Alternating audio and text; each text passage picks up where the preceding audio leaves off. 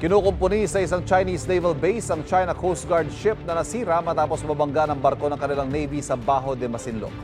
Batayan sa mga satellite photo. Samantala, umalis na raw ang tugboat ng Chinese Navy na ilang araw ng paikot-ikot sa Ayungin Shoal. May unang balita si Chino Gaston.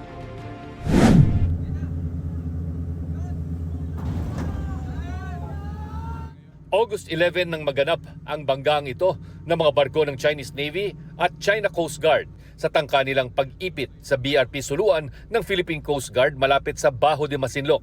Dahil sa banggaan, kitang napingas ang nguso ng barko ng China Coast Guard at napinsala rin ang barko ng Chinese Navy.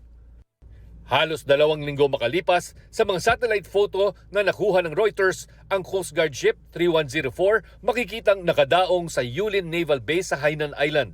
Ayon sa Reuters, under repair ang 3104 na makikitang wala na ang dulong bahagi ng bow o harapan na parte ng barko.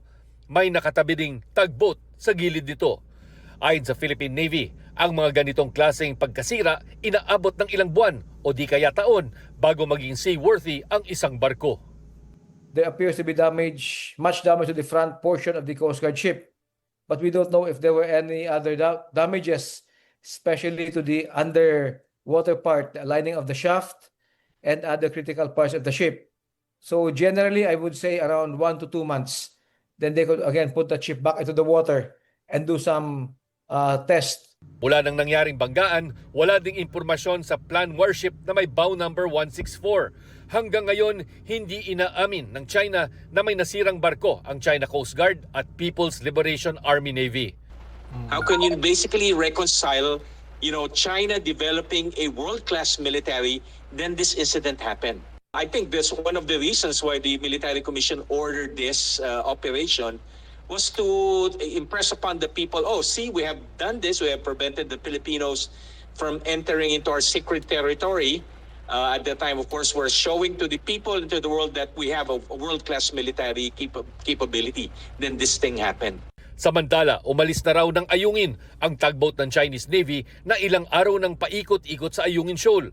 Pero nananatili ang 15 Chinese Maritime Militia, 2 China Coast Guard ships at 2 rigid hull inflatable boats malapit sa Ayungin Shoal.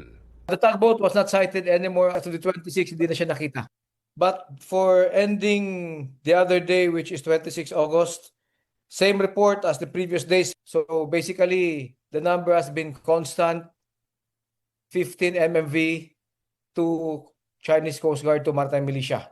Yung rib naman, minsan inaakyat, binababa. So we usually don't count it anymore.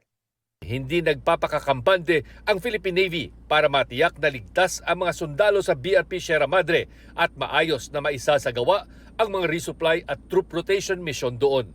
Ito ang unang balita, Chino Gaston, para sa GMA Integrated News.